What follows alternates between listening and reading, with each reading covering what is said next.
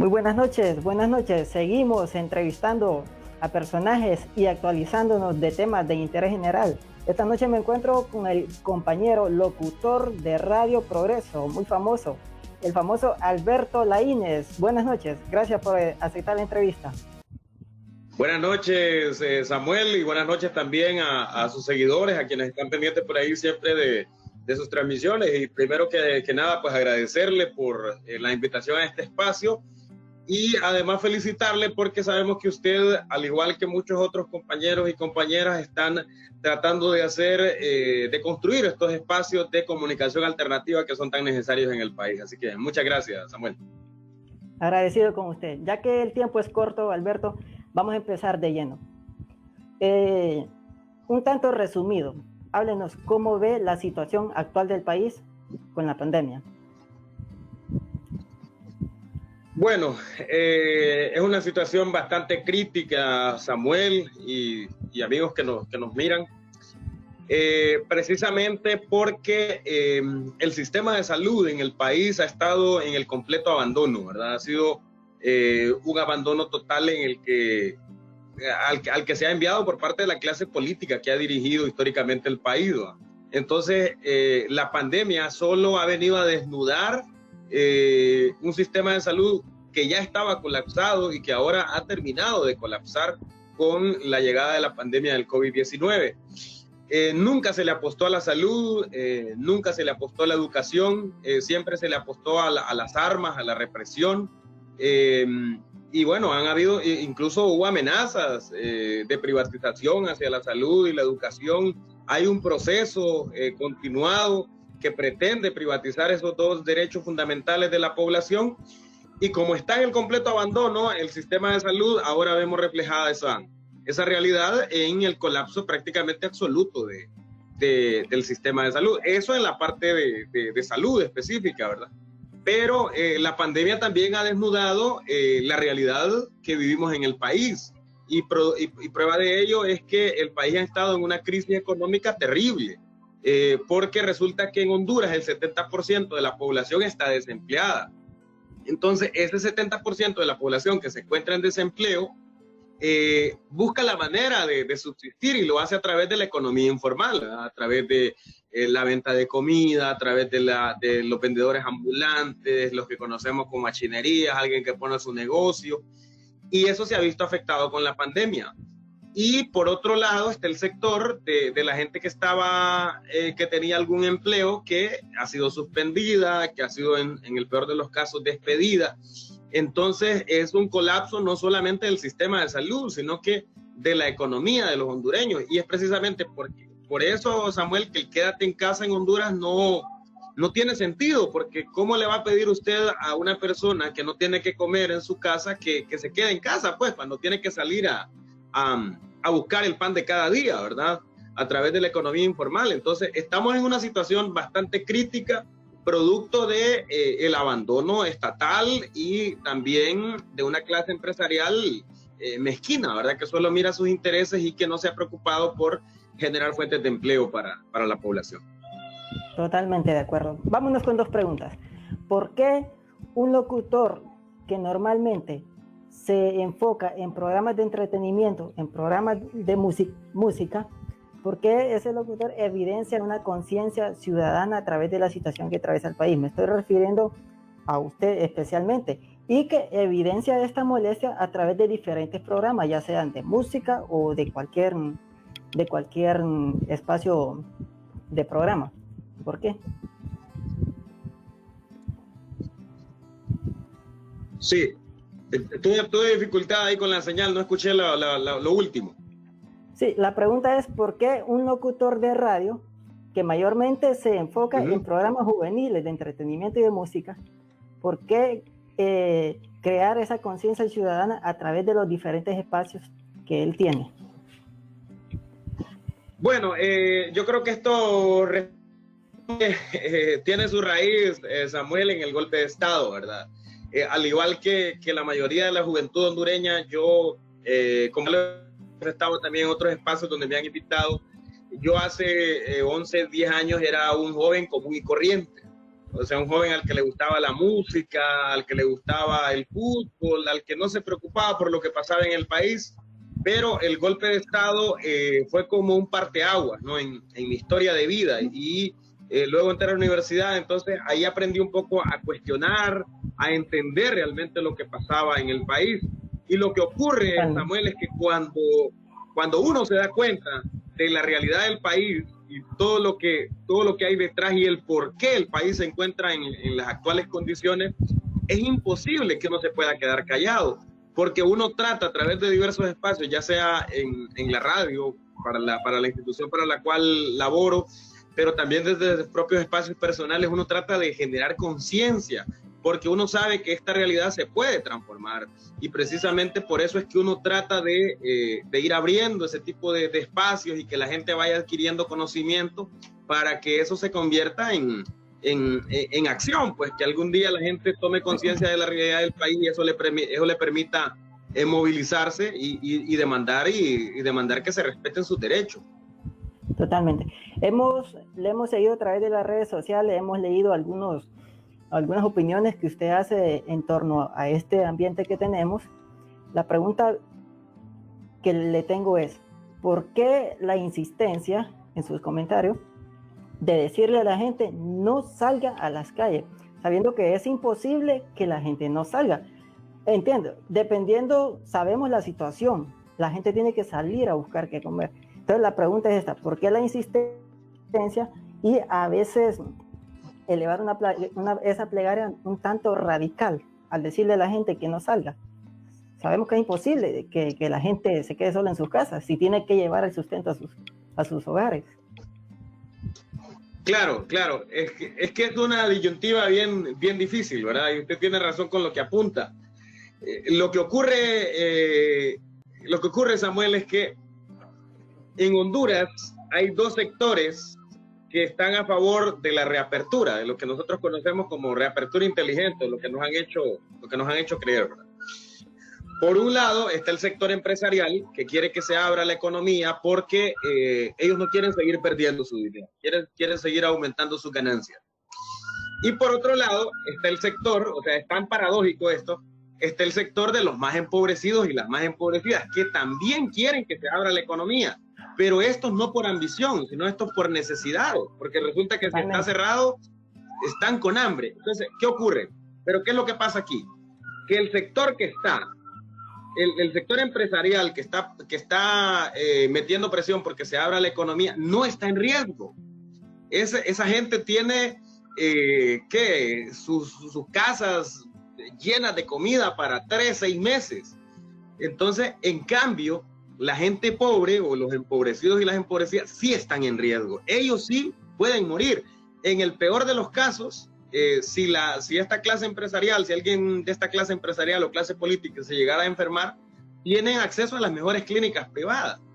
Pero ¿qué ocurre con la población común y corriente, con el de a pie? Resulta que si te infectas, lo que va a ocurrir es que si entras en un estado grave, vas a ir a los hospitales que ya están colapsados y te vas a morir, porque no hay medicinas, porque no hay tanques de oxígeno, porque se robaron los millones que fueron aprobados para la pandemia. Entonces es una disyuntiva bien difícil. Entonces, por eso el llamado es, si usted puede, quédese en casa, pero si no lo puede hacer, guarde las medidas de bioseguridad, porque resulta que estamos en un estado de indefensión, Samuel, y lo estamos todos. Lo está usted, lo estoy yo, lo están todos los amigos y amigas que nos están viendo, porque nosotros no tenemos dinero para pagarnos una clínica privada, ni para comprarnos un tanque de oxígeno que ahora incluso anda costando 35,000 lempiras. ¿Dónde lo vamos a encontrar? Entonces es una situación bien difícil. Yo por eso decía la vez pasada que estamos en una disyuntiva entre si nos morimos de hambre y dejamos morir de hambre a nuestras familias, o salimos a la calle y nos infectamos de COVID. O sea, es una situación bien difícil. Aquí lo que cabe es cuestionar por qué hemos llegado a esta situación. ¿Quiénes son las personas que nos han llevado a esta situación? Y la respuesta es clara, pues yo creo que es muy obvia. Sí, lo entiendo. Según el gobierno, Alberto, vamos a empezar desde fase 0. ¿Cómo ve esto usted? ¿Cree que todo lo que se ha conseguido en la actualidad ha quedado en la nada porque quiere empezar de la fase 0. Con respecto a la reapertura. Así es, sí. Sí, estamos en una situación bien difícil. Yo he sido, y usted lo ha visto a través de las redes sociales, a través de mi página, incluso también, uno de los defensores del confinamiento, ¿verdad? Y precisamente por lo que le apuntaba anteriormente. Lo que pasa ahora, Samuel, es que estamos en una realidad bien difícil, ¿va? Resulta que el nivel de contagio es tan alto que el COVID-19 ha llegado prácticamente a todos los barrios, a todas las colonias. Y por otro lado, también hay que decirlo que ha habido un nivel bastante alto de irresponsabilidad de la ciudadanía, en algunas ocasiones por falta de educación, ¿verdad? Porque como nuestros niveles educativos y culturales son tan bajos, precisamente porque se nos ha robado ese derecho a la educación, entonces no hemos tenido una cuarentena de verdad, y producto de eso es que tenemos un nivel de contagio tan alto. Como le decía, aquí quienes están metiendo presión para que se reactive la economía son los empresarios, y producto de ellos que usted ve que el COEP hace 2 semanas se retiró de esta mesa multisectorial, pero ahora que le dijeron que se va a dar la reapertura, ya volvió a la mesa multisectorial. O sea que ellos no estaban en contra de la corrupción, ellos estaban como esos niños cuando hacen berrinche y no les dan su juguete, ¿verdad? O no les compran lo que ellos quieren. Entonces, hacemos berrinche porque no nos quieren aceptar nuestras condiciones, pero cuando aceptan nuestras condiciones, ahí sí volvemos. Es una situación bien complicada. Por un lado, la gente que está desempleada le va a decir a usted que quiere que se abra, pues, incluso yo me he ganado incluso hasta insultos de la gente porque me dicen, usted lo dice desde su comodidad, y en cierto sentido tienen razón, ¿verdad? Pero lo que pasa y lo que va a ocurrir es que el nivel de contagio va a ser más alto. O sea, eso está claro. Si ahora tenemos un nivel de contagio bastante grande, de aquí a 2 semanas, después de la reapertura, que dicen que es del 20%, lo cual es una farsa, y usted va a cualquiera de las calles y ve que aquí todo está abierto, pues lo del 20% es una falacia absoluta. O sea, desde el momento que dicen que abren, es porque todo va a estar abierto. Se habla incluso de reapertura en el transporte público, lo cual sí considero que es bastante grave, porque usted sabe, Samuel, que aquí no se van a respetar las medidas de bioseguridad. No. Uno sabe cuál es el comportamiento de los transportistas, y uno ya sabe que ellos lo que les interesa es meter más pasajeros. Entre más pasajeros vayan, mejor para ellos. Entonces, es bastante difícil. Yo creo que vamos a una situación bastante complicada, en la que lo único que nos queda ahora, Samuel, es seguir demandando que todo ese dinero que se aprobó para la pandemia, que son más de 100.000 millones de lempiras, tenga usted conciencia de lo que es esa cantidad de dinero, a 100.000 millones de lempiras, que por lo menos una parte de ese dinero de verdad se invierta. Y por otro lado, pues tratar de cuidarnos, ¿verdad? Tratar de si vamos a salir, porque como le digo, es necesario por cuestiones de subsistencia, pues tratar de seguirnos protegiendo. Y otra cosa muy importante, Samuel, es el tema de la alimentación. Yo creo que ahí es importantísimo que nosotros cambiemos muchos hábitos alimenticios, porque tratemos de consumir más fruta, más verduras, más vegetales, que yo creo que no son tan caros y están al alcance, pero a veces preferimos comprar una hamburguesa en el grupo Intur que comprarle una papaya a la señora que vende ahí. Entonces, yo creo que ese tipo de cosas debemos de irla mejorando, tratar de comer muchos cítricos que levantan mucho las defensas, y bueno, tratar de reforzar un poco el sistema inmunológico y protegernos, porque es mentira que la clase empresarial va a ceder. O sea, ellos están presionando, y creo que hoy, precisamente a esta hora que estamos en la entrevista, ya se va a estar anunciando que por lo menos las 2 ciudades más grandes del país, Tegucigalpa y San Pedro Sula, vuelven a la fase 1, y no sabemos qué va a pasar de aquí a 2 semanas en los hospitales. Claro, decía el señor Sicafi que no podíamos seguir sacrificando la economía de las familias, pero no decía qué familia, si la de ellos o la del pueblo. Es algo que la gente sabe, sus intereses, ¿cierto? Ellos cuidan su economía. Claro. Ellos no se preocupan por usted ni por mí, sino por la economía de ellos. Alberto, para terminar, todos queremos que esta situación en Honduras se acabe. y ojalá sea pronto, ¿verdad? Esperamos que las autoridades comiencen a actuar de manera responsable. Determinar esta situación, ¿cómo quedaría el país? En términos generales. Bueno, es una situación bastante grave. Honduras va a salir muy mal de esto, además del costo humano que va a ser terrible. Se lo digo yo porque yo ya he perdido amigos, yo ya he perdido compañeros de lucha incluso. El costo humano es terrible, médicos que han perdido, centenares de familias que ya están enlutadas. Eso por un lado. Eso en primer lugar, porque la vida es ante todo lo más importante. Y por otro lado, la parte económica, ni se diga, ¿verdad? Vamos a tener más de 600,000 empleados al final de la pandemia. ¿En qué se va a traducir eso, Samuel? En más pobreza, en más violencia, en altos niveles de delincuencia común, asaltos. O sea, es una situación bastante crítica la que se viene para el país, más migración. ¿Qué hay que hacer? Bueno, yo creo que aquí está el reto para las organizaciones sociales, pero para los partidos políticos de oposición, para todo el pueblo.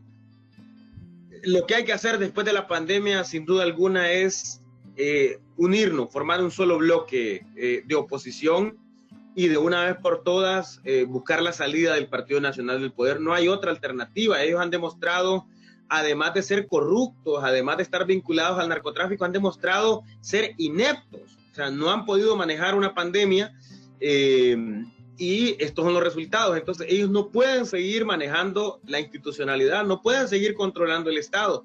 Y yo creo que ahí está el llamado para los partidos políticos de oposición, para las organizaciones populares, que nos dejemos ya de divisiones, que nos dejemos de luchas por protagonismo y que de una vez por todas conformemos un solo bloque que dé al traste con la dictadura que hay actualmente en el país, ¿verdad?